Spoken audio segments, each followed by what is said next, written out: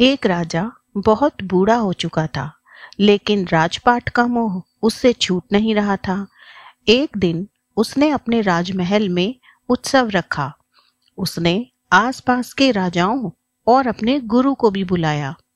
उसने उत्सव को रोचक बनाने के लिए राज्य की प्रसिद्ध राज नर्तकी को भी बुलाया था। राजा ने अपने गुरु को कुछ स्वर्ण मुद्राएं दी ताकि वे कलाकारों को उत्सव के बाद पुरस्कार के रूप में मुद्राएं दे सकें। रात भर उत्सव चलता रहा। सब आनंद से झूम रहे थे। सुबह होने ही वाली थी। तभी नर्तकी ने देखा कि तबले वाले को नींद की झपकी आ रही है, जिसके कारण तबले की ताल धीमी होती जा रही थी। उसे जगाने के लिए नर्तकी ने एक दोहा पढ़ा।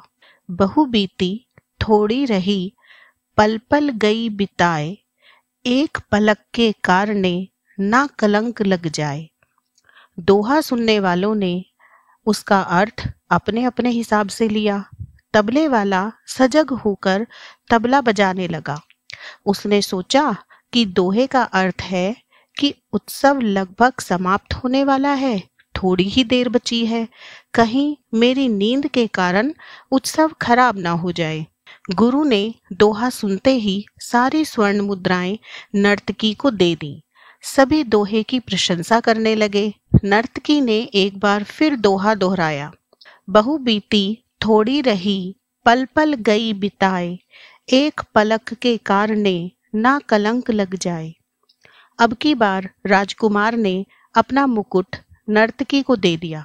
यह देखकर राजा बोला, बस कर नर्तकी, क्या ये साधारण सी नर्तकी आज सारी सभा लूट लेगी? गुरु बोले, राजन, अब यह मेरी गुरु है, कोई साधारण नर्तकी नहीं। मैंने सारे जीवन तपस्या की और अब इस नर्तकी के नृत्य में लीन होकर अपनी तपस्या को बस नष्ट करने ही चला था, लेकिन इस नर्तकी के दोहे ने मुझे बचा लिया। इसके दोहे का अर्थ था कि मेरी पूरी जिंदगी साधना में बीती, अब थोड़ी ही बची है। अब इस एक गलती के कारण मेरी साधना व्यर्थ न चली जाए। राजकुमार भी बोला कि पिताजी, आप मुझे राजा नहीं बना रहे थे, इसलिए मैं आज आपको बंदी बनाने वाला था, लेकिन इनके इस दोहे ने मेरी आंखें खोल दी कि आज नहीं तो कल यह राजगद्दी मुझे ही मिलनी है।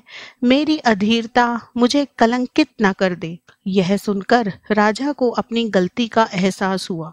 उसने फौरन राजकुमार का राजतिलक कर उसे राजा बना दिया। यह सब देख नर्तकी ने सोचा कि जब इतने लोग सही रास्ते पर चल पड़े हैं तो मैं पीछे क्यों रहूं। उसने भी ईश्वर भक्ति का मार्ग अपना लिया। तो दोस्तों, जब भी लगे कि धैर्य खत्म हो रहा है, हिम्मत साथ छोड़ रही है, तो एक बार इस दोहे को अवश्य याद करें।